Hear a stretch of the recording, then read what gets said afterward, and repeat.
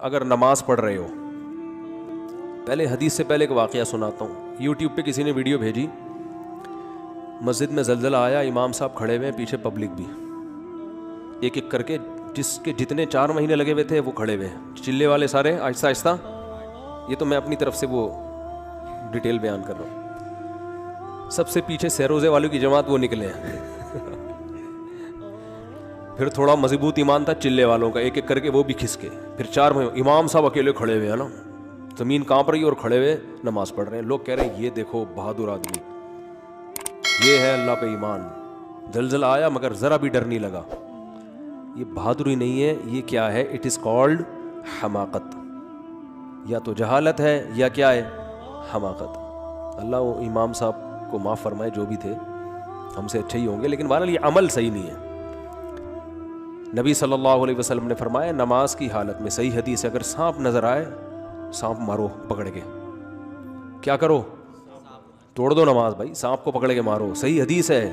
یہ نہیں فرمایا کہ چونکہ تمہارا اللہ سے کنیکشن بحال ہوا ہوا ہے، اب تم اللہ کی حفظ و امان میں آئے ہوئے ہو، اب اگر تم نے سانپ کی طرف توجہ دی تو یہ اس کی علامت ہے تم اللہ سے نہیں ڈرتے. تم کس سے ڈرتے ہو؟ سانپ سے. کھڑے رہو وہیں پہ.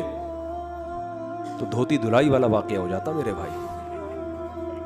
وہ ایک انگریزوں کے دور میں، انگریز جو ہے نا فوج میں مسلمانوں کو زیادہ ترجیح دیتا تھا، خاص طور پہ پٹھان لوگوں کو وہ فوج میں زیادہ بھرتی کرتا تھا.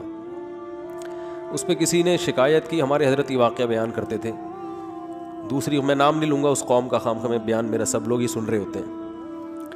تو ایک دوسرے مذہب کے کسی شخص نے کہا کہ انگریز سے کہ تم فوج میں ان کو مسلمانوں کو رکھتے ہو اور خاص طور پر یہ پٹھان لوگوں کو فوج میں رکھتے ہو، ہم لوگوں کو کیوں نہیں رکھتے؟ ہمیں بہت کم رکھتے ہو. انہوں نے کہا یہ بہادر ہیں، تم میں بہادری نہیں ہے، تم میدان میں بھاگ جاتے ہو. یہ وفا کرنے والے لوگ ہیں، میدان میں لڑتے ہیں. اس نے کہا نہیں سر ہم بھی بہادر ہیں، امتحان لے لیں. اس نے کہا ٹھیک ہے. تو پہلے کسی پٹھان بھائی کو بلایا جو اس کی آرمی میں تھے، ان کو کھڑا کیا اور اس سے کہا کہ ہم آپ کا ہیٹ پہنائی اور کہا ہم آپ کا نشانہ لیں گے ہیٹ کا.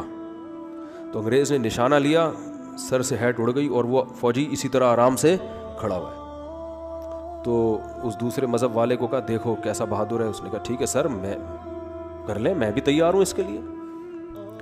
تو وہ دھوتی پہنتے تھے وہ لوگ، تو دھوتی پہن کے کھڑا ہو گیا اور سر پہ کیپ پہنی. گورے نے سے نشانہ لیا، کیپ اڑ گئی، وہ بندہ کھڑا ہوا ہے آرام سے. گورے نے کہا ویل ڈن. ایسے ہی کرتے ہیں نا، ویل ڈن یار، ہم تو سمجھ رہے تھے تم بہادر نہیں ہو. گورے نے اپنے کسی فوجی سے کہا اس کو کیپ کے پیسے دے دینا، اس کی کیپ ضائع ہو گئی ہے، کیپ کے پیسے. تو اس نے کہا حضور دھوتی دھلائی کے پیسے بھی دے دیے گا.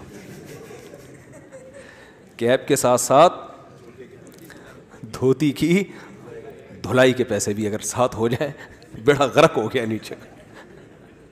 نیچے کے معاملات صحیح نہیں ہیں، دھوتی دھلائی کے پیسے بھی چاہیے.